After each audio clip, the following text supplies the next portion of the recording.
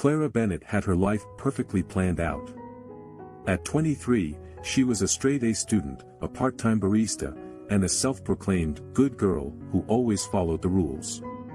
Her parents, overbearing but well-meaning, had high expectations for her: medical school, a respectable husband, and a white picket fence. But Clara had one problem: her parents were visiting for the weekend, and they were determined to set her up with their neighbor's son, a boring accountant named Greg. Clara needed a solution, and fast. That's when she noticed her other neighbor, Grayson Cole, leaning against his motorcycle. He was, unfortunately, the only person Clara could think of to help her. Clara marched up to Grayson, her heart pounding. "I need a favor." Grayson raised an eyebrow, his lips curling into a smirk. "Do you now? And what makes you think I do you a favor, princess?" Clara crossed her arms, trying to look confident. "Because I'll pay you. My parents are visiting, and they're trying to set me up with Greg. I need you to pretend to be my boyfriend for the weekend." Grayson chuckled, taking a drag of his cigarette. "Let me get this straight. You, the good girl next door, want me, the bad boy, to pretend to be your boyfriend? This ought to be fun." Clara glared at him. "It's not fun. It's business. So, are you in or not?" Grayson stubbed out his cigarette and leaned in close, his breath warm against her ear. "I'm in. But it's gonna cost you more than money, princess." Clara's cheeks flushed. "What do you mean?" Grayson's smirk widened. "You'll see." The next day, Clara's parents arrived, and Grayson showed up right on cue. He was dressed in his usual bad boy attire: black jeans, a tight white t-shirt, and his leather jacket. Clara's mother, Margaret, looked him up and down with a mixture of horror and fascination. "Clara, who is this?" Margaret asked, her voice tight. Clara forced a smile. "Mom, Dad, this is Grayson. My boyfriend." Grayson slung an arm around Clara's shoulders, pulling her close. "Nice to meet you, Mr. and Mrs. Bennett." Clara's father, Richard, frowned. "Clara, you never mentioned a boyfriend." Grayson grinned. "That's because she wanted to surprise you. Isn't that right, babe?" Clara nodded, her face burning. "Right. Surprise." The weekend was a whirlwind of awkward moments, hilarious misunderstandings, and unexpected chemistry. Grayson played his part perfectly, flirting with Clara in front of her parents and making her laugh with his sarcastic comments. But as the days went on, Clara found herself enjoying his company more than she expected. One evening, after a particularly tense dinner, Clara and Grayson escaped to the backyard. The stars were out, and the air was warm. Clara sat on the porch swing, and Grayson leaned against the railing, his arms crossed.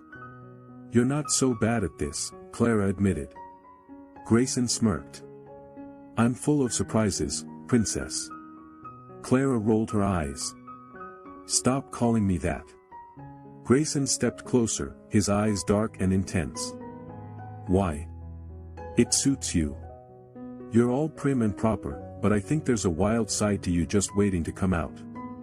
Clara's breath hitched. "You don't know me."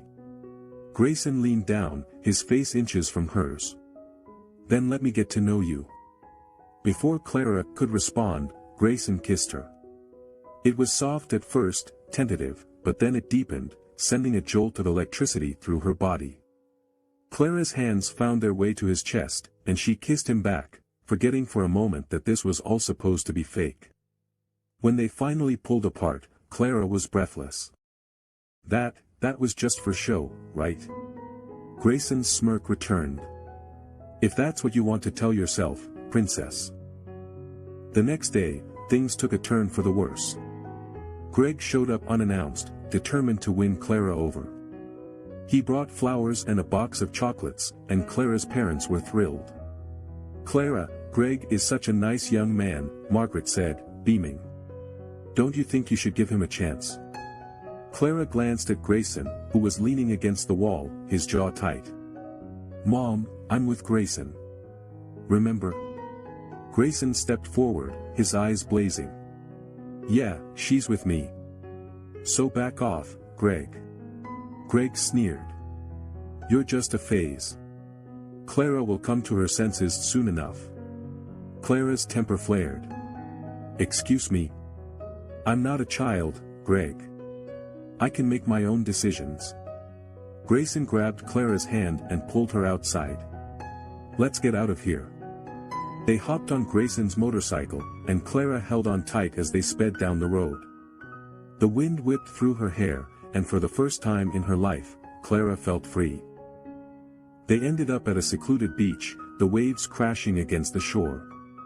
Grayson sat on the sand, and Clara joined him, her heart still racing. Thanks for that, Clara said softly. Grayson shrugged. I couldn't let that idiot ruin your weekend. Clara hesitated, then took a deep breath. Grayson, this whole thing, it's not just pretend for me anymore. Grayson turned to her, his expression unreadable. What are you saying, Clara? Clara looked into his eyes, her heart pounding. I'm saying I think I'm falling for you. Grayson's lips curved into a slow smile. About time, princess. He kissed her again, this time with a passion that left no doubt about his feelings. Clara melted into him, her hands tangling in his hair as the world faded away. When they returned to Clara's house, her parents were waiting. Margaret looked furious, but Richard seemed thoughtful. Clara, we need to talk, Margaret said. Clara squared her shoulders. Mom, Dad, I know you want what's best for me, but I need to make my own choices. Grayson makes me happy, and that's all that matters.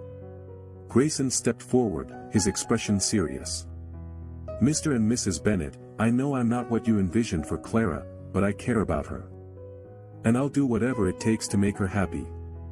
Margaret sighed, but Richard nodded. Clara, if this is what you want, we'll support you. Clara smiled, tears in her eyes. Thank you, Dad.